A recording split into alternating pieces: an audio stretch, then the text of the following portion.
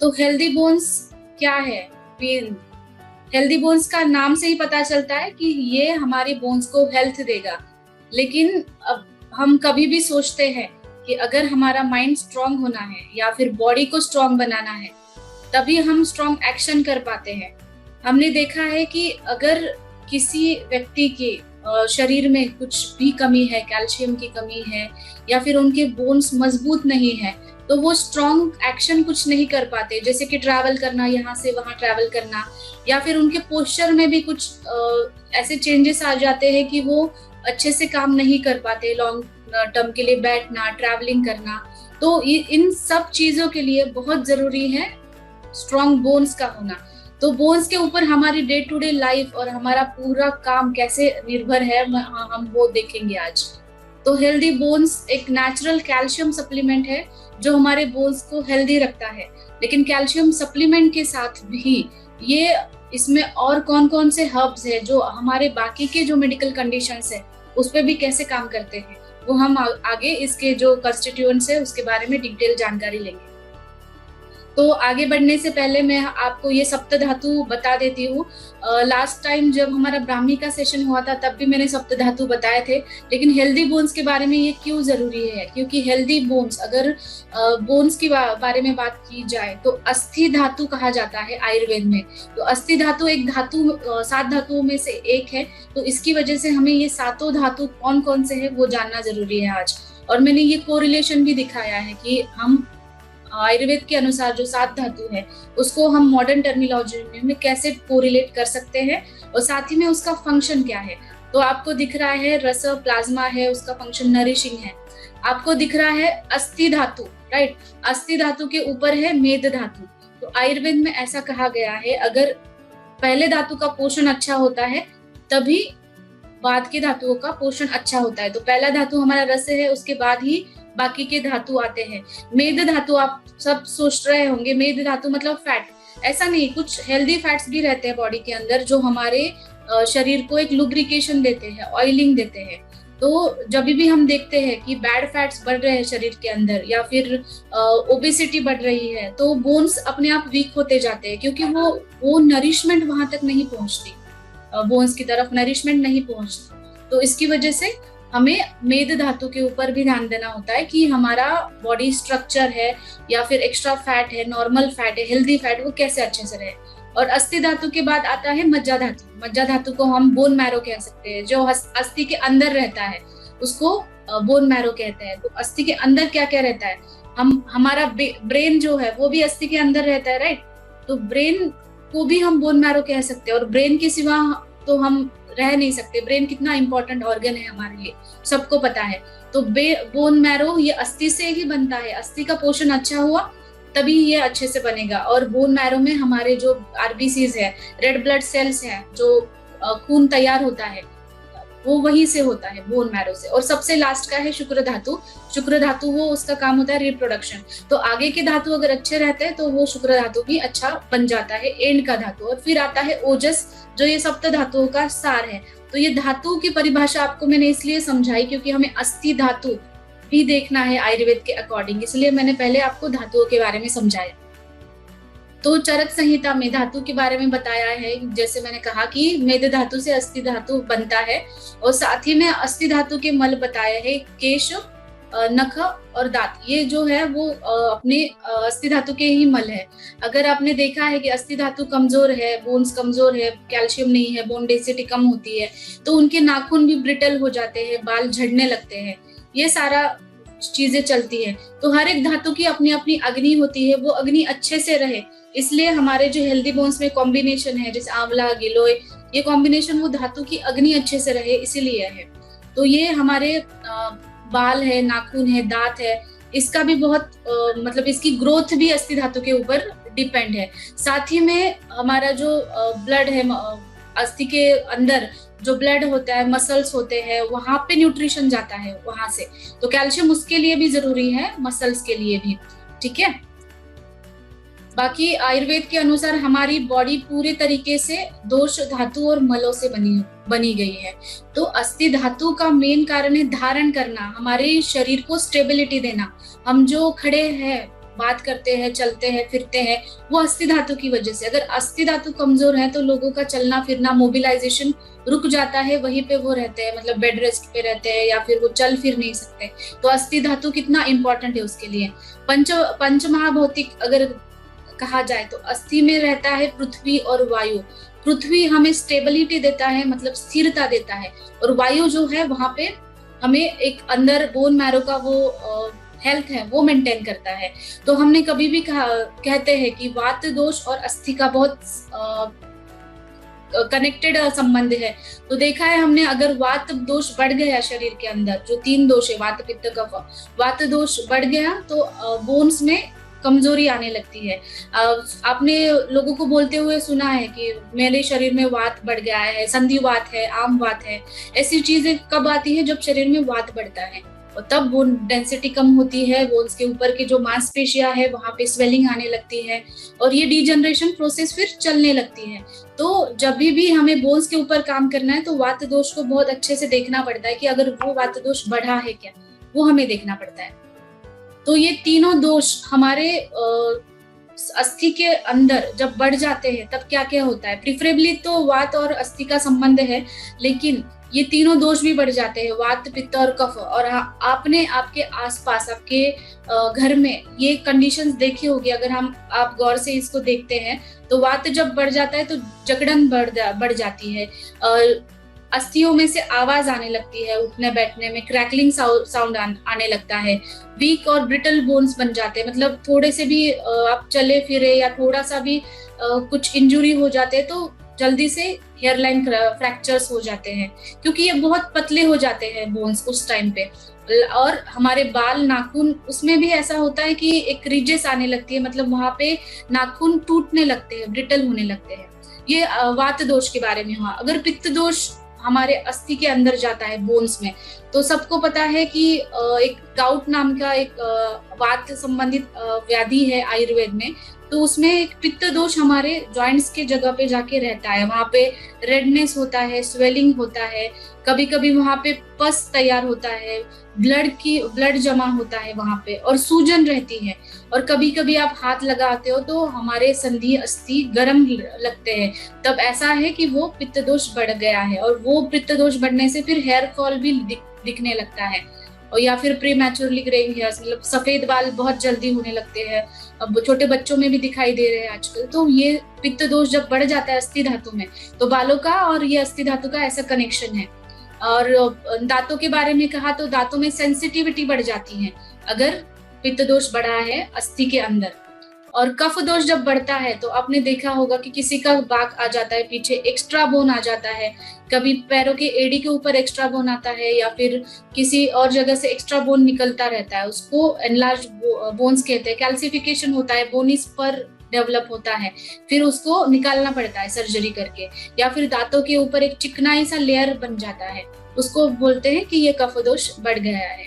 तो ये तीनों दोष के बारे में मैंने बताया, लेकिन हमारा जो हेल्दी बोन्स में कॉम्बिनेशन है जो ये तीनों दोषों के ऊपर काम करने वाला है, इसीलिए जब हेल्दी बोन्स लोग लेना शुरू करते हैं, अगर उनको जॉइंट्स में कुछ भी तकलीफ है तो वो तकलीफ और उनके मेडिकल कंडीशन भी है, उनमें बहुत अच्छा रिजल्ट मिला है आज तक। और आयुर्वेद के अनुसार ये अस्थि वृद्धि लक्षण मैंने अभी बताया आपको कि जैसे ये नॉर्मल पोस्चर है, ये देखिए ये एबनॉर्मल पोस्चर है दोनों, काइफोसिस और लॉर्डोसिस। आपने बहुत बार एमआरआई में देखा होगा कि या फिर एक्सरे में भी देखा होगा कि एक नॉर्मल कर्वेचर होता है हमारी बॉडी का। ये होता है हमारे सर्वाइकल रीजन में, नेक में, और लंबार रीजन में, कमर में। तो एक नॉर्मल कर्वेचर है बॉडी का, वो ऐसा स्ट्रक्चर बनाया गया है कि हम इजीली मूवमेंट कर सके, लेकिन वो कर्वेचर ही लॉस हो जाता है वहां पे कर्वेचर का। तो तभी क्या होता है कि वहां पे बैक पेन है, लो बैक पेन है, सर्वाइकल स्पॉन्डिलाइसिस, स्पॉन्डिलोसिस, ऐसी चीजें रहती है। फिर वर्टिब्रा में भी ऐसा होता है कि वर्टिब्रा प्रोट्रूजन होता है, मतलब वो बाहर आने लगता है और उसकी वजह से वहां के जो नसें हैं वो दब जाती है। फिर ऐसा बोला जाता है कि नस दब रही है तो वहां का ऑपरेशन करना पड़ता है, कुछ भी आगे जाके वो डेवलप हो जाता है। लेकिन अगर वो नस भी अगर दब जाती है तो पूरा वो रेडिएट होता है हमारे पैरों की तरफ, पैरों में झिनझिनाहट होना। अगर आपके सर्वाइकल रीजन में अगर नस दब रही है तो वो रेडिएट होता है आपके हाथों की तरफ। और मैंने ऐसे पेशेंट्स देखे हैं कि उनका जो है वो पूरा ब्रेन और हेड में भी वो रेडिएट हो जाता है, क्योंकि सर चकराना जैसा या चक्कर आना, ऐसी चीजें वो उनको दिखाई देती है, हेडेक दिखाई देता है, सर्वाइकल पेन कहते हैं उसको, उस केसेस में वो दिखता है। और अस्थिक क्षय के लक्षण हमारे आयुर्वेद में बताए गए हैं। इसमें ये ऑस्टियोमाइलाइटिस का मैंने फोटो दिखाया आपको, क्योंकि बोन्स इतने कमजोर हो जाते हैं। एक एक्सरे देख रहे हैं आप, इसमें बोन्स इतने कमजोर हुआ है, सॉफ्ट बन गए हैं बोन्स। बोन्स को ऐसा कहा जाता है कि ये सबसे स्ट्रॉन्ग है हमारे बॉडी में। बोन्स अगर मतलब बहुत दिन तक ये रहते हैं, बोन्स बहुत स्ट्रांग है। और बोन्स सॉफ्ट हो रहे हैं मतलब आप देख सकते हैं कि शरीर में कितनी ज्यादा एसिडिक लेवल बढ़ रही है, राइट। और ऐसे बोन सॉफ्टनिंग होने के बाद अंदर इन्फेक्शन चले जाते हैं, जो स्टेफिलोकोकस ओरियस का इन्फेक्शन आपको यहाँ पे दिख रहा है, अंदर इन्फेक्शन चला जाता है, तो इसको बोलते हैं बोन कैंसर हुआ है। तो अंदर तक वो इन्फेक्शन चला जाता है। तो ये अस्थि क्षय के अंदर ही बताया गया है आयुर्वेद में। तो अस्थि क्षय के ये लक्षण मैंने बताए यहाँ पे कि बोन्स में, जॉइंट में सूजन आ जाती है, वीकनेस आ जाता है, दांत गिरने लगते हैं। जैसे कि एज बढ़ती जाती है तब दांत गिरने लगते हैं, क्योंकि उनका अस्थि धातु क्षय होने लगता है, तब वो दांत गिरने लगते हैं। फ्रैक्चर्स होने लगते हैं, पैथोलॉजिकल फ्रैक्चर्स है या फिर थोड़ा सा मूवमेंट करके भी फ्रैक्चर्स होने, इजीली फ्रैक्चर हो जाता है। ऑस्टियोपोरोसिस हो जाता है। और अस्थि व्रण ये कहा गया है, जो ऑस्टियोमाइलाइटिस है, इसको बोन कैंसर भी कहा जाता है। जनरल सिम्टम्स अगर हमारे शरीर के अंदर, बोन्स के अंदर दिखाई देते हैं, ये सारे जॉइंट्स है, यहाँ पे पेन है, स्वेलिंग है, ये सब तो दिखता ही है। लेकिन ऑस्टियोपोरोसिस का मैंने ये आपको कंपैरिजन बताया, ये नॉर्मल बोन है। तो ये बोन के अंदर जो सेल्स है ये नॉर्मल है। जैसे कि हम देखते हैं मधुमक्खी जब हनी निकालते हैं, उसका हनीकॉम्ब कैसा दिखता है, वैसे हम कह सकते हैं कि बोन हमारा वैसा दिखता है, क्योंकि उसके अंदर सेल्स होते हैं। और जब उसको कैल्शियम की कमी पड़ती है तब वो ऑस्टियोपोरस मतलब एकदम खोखला हो जाता है यहाँ से। तो खोखला होने की वजह ये है, एक तो कैल्शियम कम हो रही है शरीर में, एसिडिक लेवल बढ़ रही है। वो एसिडिक लेवल हमारे बोन्स को जैसे वीक करती जाती है, क्योंकि अगर एसिडिक लेवल बढ़ती है तो बोन्स अपने आप ही कमजोर होते जाते हैं। तो ये ऑस्टियोपोरोसिस और नॉर्मल बोन का ये कंपैरिजन मैंने आपको दिखाया है। और ये जनरल सिम्टम्स क्या क्या, रूमेटॉइड आर्थराइटिस है या फिर एंकाइलोजिंग स्पॉन्डिलाइटिस है, आजकल वो ज्यादा लोगों में दिखाई दे रहा है। इन्फेक्शंस होते रहते हैं, जॉइंट पेन्स होते रहते हैं। ये बोन सेल्स का एक इमेज बताया। बस आपको बोन्स तो सबको पता है कि बोन कैसा होता है, लेकिन बोन के अंदर क्या क्या होता है एक जनरल मैं आपको बताऊंगी। तो ये एक बोन का स्ट्रक्चर है, उसमें ऑस्टियोब्लास्ट रहते हैं जो बोन का मैट्रिक्स फॉर्म करते हैं, मतलब बोन का अंदर का जो भी अभी हमने दिखाया नॉर्मल बोन का, वो सारे सेल्स बनते हैं वहां पे। ये ऑस्टियोक्लास्ट है, इससे जो भी हम मिनरल्स है वो एब्सॉर्प्शन वहां से अच्छे से होता है। कैल्शियम है, मैग्नीज है, बहुत ही मिनरल्स भी अंदर रहते हैं। और हिमेटोपोएटिक भी सेल्स होते हैं, इसका उपयोग होता है शरीर में हमारे पेशियों का उत्पादन करना। आरबीसीज है, डब्ल्यूबीसीज है, प्लेटलेट्स है, जो बोन मैरो से तैयार होती है। आपने देखा होगा कि बोन मैरो ट्रांसप्लांटेशन करते हैं लोग, क्योंकि उनका बोन मैरो अच्छे से काम नहीं करता। तो शुरू तो उनका अस्थि धातु से होता है, राइट। तो अस्थि धातु अगर कमजोर होता जाता है तो फिर वो बोन मैरो ट्रांसप्लांट की तरफ वो चला जाता है। तो ये बोन के सेल्स है जिनके ऊपर हमारी हेल्थ डिपेंड है, बोन्स की। और बोन्स के फंक्शंस है ये इंटरनल ऑर्गन्स को प्रोटेक्ट करना। ब्रेन तो है, लेकिन हमारा जो हार्ट है, हमारे लंग्स है, वो एक रिब केज में शामिल है। रिब केज ऐसा बना रहता है और उसके अंदर हार्ट, लंग्स वो एकदम अच्छे से रहते हैं। और बाकी के भी जो हमारे गैस्ट्रोइंटेस्टाइनल सिस्टम है वो भी अच्छे से रहती है। तो एक प्रोटेक्शन देना हमारे इंटरनल ऑर्गन्स को और ब्रेन को भी प्रोटेक्शन देना बहुत इंपॉर्टेंट है। और साथ में ब्लड सेल्स बनाना, बॉडी को सपोर्ट करना। और ऐसा है कि मिनरल्स और वो तो रहते हैं, लेकिन हेल्दी फैट भी रहते हैं बोन्स के अंदर, उसका फंक्शन अच्छे से रहने के लिए। और ये मूवमेंट को भी हमारा अच्छा बनाता है। ये बोन्स के फंक्शंस है। तो अगर आपको देखना है कि आपके बोन्स हेल्दी है या नहीं है, मतलब ऐसा नहीं कि हर बार आप जाके टेस्ट करो, आपको बोन मैरो डेंसिटी करो या फिर कैल्शियम टेस्ट करो, विटामिन डी टेस्ट करो। तो ये सिर्फ बाहर जो दिखता है उसके ऊपर भी आप जज कर सकते हो कि आपके बोन्स हेल्दी है या नहीं। तो इसमें है करेक्ट पोस्चर, आपका हाइट वेट कितना कैसा हो, लेकिन पोस्चर आपका सही हो रहा है, आप झुक के तो नहीं खड़े हो रहे हैं, या फिर आप बहुत देर खड़े रह पाते हैं, उसकी वजह से आपकी दर्द तो नहीं होती कहीं पे, घुटनों में है, बैक में है, दर्द तो नहीं होता। फिर गुड बोन डेंसिटी है, बोन डेंसिटी तो वो पता चलती है स्ट्रेंथ के ऊपर। फिर हम मूवमेंट कैसे कर पाते हैं हमारे जॉइंट्स का, जॉइंट्स कैसे मूवमेंट अच्छे से हो रही है, उससे भी हम पता लगा सकते हैं कि हमारे बोन्स हेल्दी है या नहीं। फिर स्ट्रॉन्ग टीथ, दांतों के ऊपर से भी पता चलता है कि ये आगे जो बैठा हुआ व्यक्ति है उसका बोन की हेल्थ कैसी है। फिर नाखून भी देखते हैं, डॉक्टर्स के पास आप जाते हो तो आप हमेशा डॉक्टर्स कहते हैं कि हाथ आगे बढ़ाइए, तो हाथ आगे बढ़े ऐसे दिखते हैं वो, तो उसमें हमारे नेल्स का टेक्सचर देखते हैं, तो वो नेल्स के टेक्सचर से हमें बहुत सारे इंटरनल चीजें भी समझ में आती है और हमारे अस्थि धातु भी समझ में आता है। और फिर बालों के ऊपर भी बहुत लोगों में हेयर फॉल की समस्या दिखती है जब उनका अस्थि धातु कम होता है। अगर अस्थि धातु अच्छा है तो उनके बाल भी थिकनेस बढ़ती है, थिन नहीं होते बाल, थिकनेस होते हैं, शाइनी होते हैं, ड्राई नहीं होते। तो इन सारे चीजों से आप खुद कह सकते हो कि इस व्यक्ति का अस्थि धातु अच्छा है।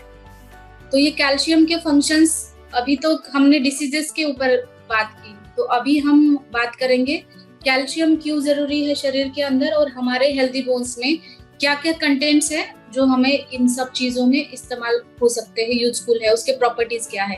तो कैल्शियम क्यों जरूरी है शरीर में? सबको ऐसा लगता है कि सिर्फ बोन्स के लिए जरूरी है, लेकिन कैल्शियम जो मसल का कॉन्ट्रैक्शन है उसके लिए भी बहुत जरूरी है।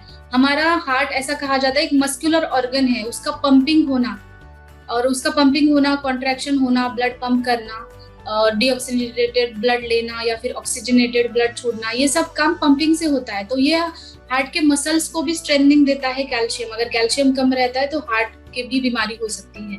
नर्व्स को भी, नर्व का कंडक्शन, मतलब यहाँ से वहां तक वो नर्व इम्पल्स जाना, वो भी जरूरी है अगर कैल्शियम का वो भी एक फंक्शन है। तो पूरा नर्वस सिस्टम हमारे यहाँ मैंने इमेज में दिखाया है आपको। तो ये बहुत इंपॉर्टेंट है नर्व्स के सिस्टम को कैरी करने के लिए हमारा कैल्शियम। फिर ब्लड सर्कुलेशन में भी इम्पोर्टेंट है, क्योंकि ये एक तो बोन मैरो से ब्लड सेल्स बनती है, लेकिन ब्लड सर्कुलेशन, ब्लड में भी कैल्शियम की मात्रा होती है, तभी वो सर्कुलेशन अच्छे से बनता है। और हार्मोन्स को अच्छे से रिलीज करना, हमने देखा है कि थायराइड ग्लैंड जो होती है तो कैल्सिटोनिन सिक्रेट करता है, तो कैल्सिटोनिन बहुत जरूरी है कैल्शियम एब्सॉर्प्शन के लिए। थायराइड के पेशेंट में बहुत बार कैल्शियम की डिफिशियंसी दिखती है, वो इसी की वजह से, क्योंकि जो हमें हार्मोन्स चाहिए वो कम मिलता है, इसीलिए थायराइड के पेशेंट में है। या फिर लेडीज में हार्मोनल इश्यूज होते हैं, जिसका हार्मोनल इम्बैलेंस है, या फिर मेनोपॉज के एज में जब उनके पीरियड चले जाते हैं, उसके पीरियड में वो कैल्शियम की कमी ज्यादा दिखाई देती है। और साथ ही में बच्चों में भी जब वो ग्रोथ होने लगती है तभी भी कैल्शियम की कमी दिखाई देती है, क्योंकि बॉडी की जो है कैपेसिटी, बॉडी को चाहिए होता है ज्यादा कैल्शियम और वो कम पड़ता है, तो वो ग्रोथ में असर करता है। और साथ ही में ये सेल्यूलर मेटाबॉलिज्म के लिए भी बहुत जरूरी है। अगर कोई जख्म है वो उसको हील करने के लिए भी कैल्शियम बहुत जरूरी है। कैल्शियम डिफिशियंसी के लक्षण मैंने दिखाए हैं, वो सेम लक्षण आप कंपेयर कर सकते हो जो मैंने अस्थि क्षय के लक्षण आयुर्वेद में जो बताए हैं उसके साथ। जैसे कि नाखून कमजोर है, दांतों में देखिए, दांतों में जैसे कैल्शियम डिफिशियंसी वजह से ऐसा दिखाई देता है, फ्रैक्चर्स होने लगते हैं, इरेगुलर हार्ट बीट भी उसके ऊपर इफेक्ट आता है, क्योंकि कॉन्ट्रैक्शन के लिए कैल्शियम बहुत जरूरी है। मसल स्पाज्म तो होते रहते हैं, मतलब क्रैम्प्स आते हैं, काफ मसल्स में भी बहुत लोगों को क्रैम्प्स आते हैं, तो या थाइज में क्रैम्प्स आते हैं, काम करते करते क्रैम्प्स आते हैं, इसका मतलब वहां पे कैल्शियम की कमी है। त्वचा, रूखापन आता है त्वचा में। और बाकी ये ऑस्टियोपिनिया एक ऐसा कंडीशन है, जब आप ये बोन डेंसिटी देखने जाते हो तब डॉक्टर आपको बोलते हैं कि बोन डेंसिटी कम है आपका, मतलब ये शुरू हुआ है, उस कंडीशन को ऑस्टियोपिनिया कहते हैं। तो ऑस्टियोपिनिया आगे जाके ऑस्टियोपोरोसिस में कन्वर्ट होता है। अगर हम ऑस्टियोपिनिया है ऐसा हमें पता चलता है कि बोन डेंसिटी कम है, तो हम उसी वक्त अगर न्यूट्रिशन सप्लीमेंट शुरू करते हैं, हमारा डाइट अच्छा रखते हैं या न्यूट्रिशन सप्लीमेंट कुछ लेते हैं, तो हम आगे ऑस्टियोपोरोसिस की कंडीशन में नहीं जाते। तो इसीलिए ये ऑस्टियोपोरोसिस भी इम्पोर्टेंट है। तो आयुर्वेद में ये कैल्शियम, हमारा हेल्दी बोन्स में कैल्शियम तो एक है, और उसके बाद गिलोय है। तो गिलोय सबको पता है, गिलोय के बारे में मेरा सेशन भी बहुत हुआ है जो सिंगल हब्स का चल रहा है, उसमें मैंने डिटेल इन्फॉर्मेशन दी है।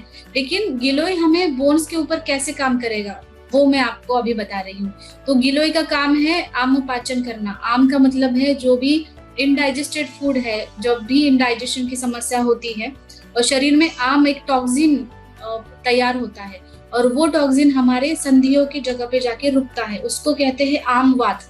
आमवात को हम कोरिलेट कर सकते हैं रूमेटॉइड अर्थराइटिस से। रूमेटॉइड अर्थराइटिस के पेशेंट को ऐसा दिखाई जाता है कि वो उनको स्टिफनेस बहुत रहती है, विंटर्स में या ठंडे मौसम में बहुत स्टिफनेस आती है, जकड़न रहती है, दर्द होता है, सूजन होती है। तो गिलोय वो काम करेगी, वहां पे जो आम है उसका पचन करेगी, भूख अच्छे से लगने लगेगी, उसका मतलब है कि शरीर में टॉक्सिन्स तैयार नहीं होंगे।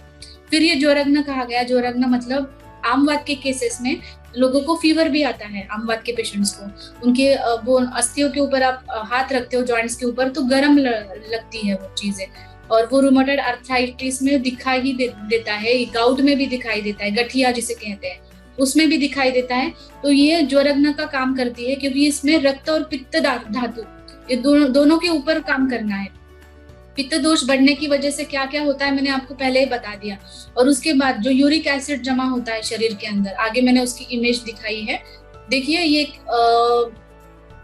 बोन्स के अंदर जो छोटे छोटे हमारे बोन्स होते हैं, यहाँ पे यूरिक एसिड के क्रिस्टल्स जमा होते हैं, उसको गाउट कहते हैं। तो यूरिक एसिड जब भी बनता है तब ये जॉइंट पेन वो तो दिखाई देता है, लेकिन बाद आगे जाके फिर किडनी स्टोन्स या फिर ये सारी चीजें दिखाई देती है। तो गुडुचि हमें ऐसा काम करती है कि ये यूरिक एसिड क्रिस्टल्स शरीर में जमा नहीं होने देती, क्योंकि अगर डाइजेशन अच्छे से हो रहा है आपका तो फिर यूरिक एसिड जो एक टॉक्सिन है वो शरीर के बाहर अच्छे से जाएगा। ये प्रोटीन मेटाबॉलिज्म से होता है, जब प्रोटीन इंटेक ज्यादा लेने लगते हैं लोग तब ये ज्यादा यूरिक एसिड शरीर में तैयार होता है। साथ ही हमें गुडुचि को रसायन कहा गया है। रसायन मतलब पूरे सप्त धातु को वो अच्छे से न्यूट्रिशन देती है, पोषण देती है। बल्य है, एंटीऑक्सीडेंट है गुडुचि। ये सारे लक्षणों की वजह से, प्रॉपर्टीज की वजह से गिलोय हमारे इसमें बहुत अच्छा काम करती है। अगर किसी लोगों को सूजन है, वहां पे जॉइंट्स की जगह पे सूजन है या बर्निंग सेंसेशन है, उसमें गिलोय अच्छे से काम करती है। आगे है आमलकी।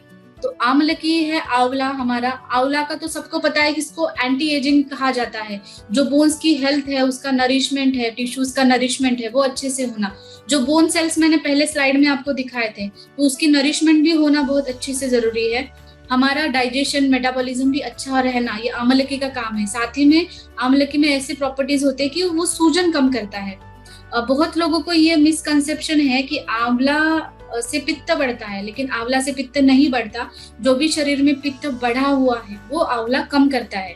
तो आंवला पित्त के ऊपर बेस्ट हर्ब कहा गया है आयुर्वेद में, और रसायन में बहुत श्रेष्ठ कहा गया है आंवला। डिजेनरेटिव डिसीजेस में, मतलब जिनको बोन्स की बहुत ही ज्यादा डिजेनरेशन हुई है, लंबार स्पाइन में है या बहुत डिजेनरेशन भी रहती है, ऑस्टियोपोरोसिस में भी डिजेनरेशन रहती है, उसमें ये आंवला बहुत अच्छा काम करता है। तो आपने ये कॉम्बिनेशन देखा होगा, कैल्शियम हमारा जो नेचुरल कैल्शियम है जो अच्छे से इजीली एब्सॉर्ब होगा, गिलोय है, आमलकी है।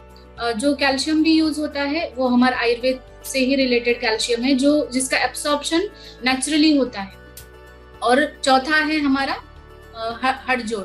तो हड़जोड़ का इमेज आप देख रहे हैं। हड़जोड़ को आयुर्वेद में अस्थि श्रृंखला भी कहा गया है। आप देख रहे हैं ये अस्थि के ऊपर अस्थि रखी है, ऐसा दिखता है, राइट।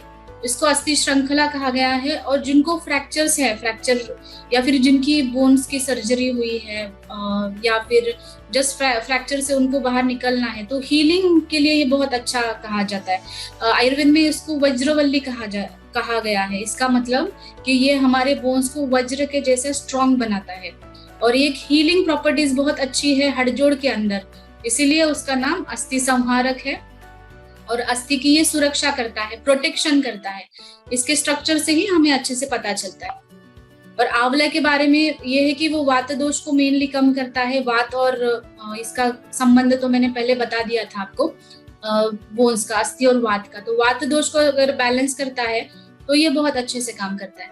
तो ये कैल्शियम के बारे में मुझे बहुत डाउट्स आते हैं कि अगर हमारा कैल्शियम जैसे स्टोन से किसी के अंदर किडनी स्टोन्स है, पेनक्रियास, यहाँ पे कोलेसिस्टेक्टोमी है वो सजेस्ट किया है, वो स्टोन्स है, तो बहुत लोग कहते हैं कि वो लिया जाए या नहीं। तो ये हेल्दी बोन्स उनके केसेस में भी लिया जा सकता है, और ये लैक्टेटिंग मदर्स को भी दिया जा सकता है। प्रेगनेंसी में भी कैल्शियम सप्लीमेंट डॉक्टर सबको बाहर से देते हैं, इससे अच्छा आप natural calcium with Ayurveda herbs अगर आप स्टार्ट करते हो तो वो ओवरऑल बॉडी को अच्छा इफेक्ट देता है।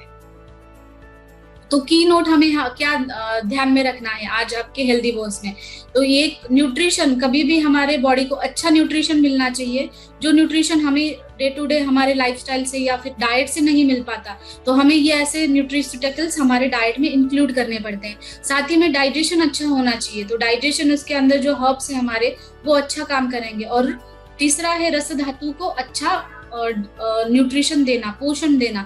तो रस धातु आपका अच्छा बनेगा तभी आपके बाकी के भी धातु अच्छे बनेंगे। और फिर है कोलॉन क्लींजिंग, मतलब रोज पेट अच्छे से साफ होना, ये बहुत जरूरी है सबके लिए, क्योंकि कैल्शियम एब्सॉर्प्शन भी आपका तभी होगा अच्छे से जब आपका पेट अच्छे से साफ होगा। तो ये इसके अंदर जो आंवला है वो अच्छे से वो उसका काम करता है कि ये कोलॉन क्लींजिंग का भी काम करता है। और साथ ही हमारे आपके आरजीजीएल के साथ में आप इसको यूज करते हो तो और बेनिफिट देता है, डिटॉक्सिफिकेशन के साथ में नरिशमेंट भी देता है। उसकी वजह से सूजन भी कम हो जाती है और हमारा ब्लड सर्कुलेशन अच्छे से रहता है। ओके, तो हेल्दी बोन्स का डोज है एक 2 टाइम आप ले सकते हैं 1 BD। और जो बहुत क्रॉनिक केसेस है, ऑस्टियोपोरोसिस है या फिर फ्रैक्चर्स हुए हैं उनको आप 2 भी दे सकते हैं। और ये जो डोज है वो डेली डोज होता है, तो इतना सफिशिएंट होता है, मतलब उससे ज्यादा देने की जरूरत नहीं है।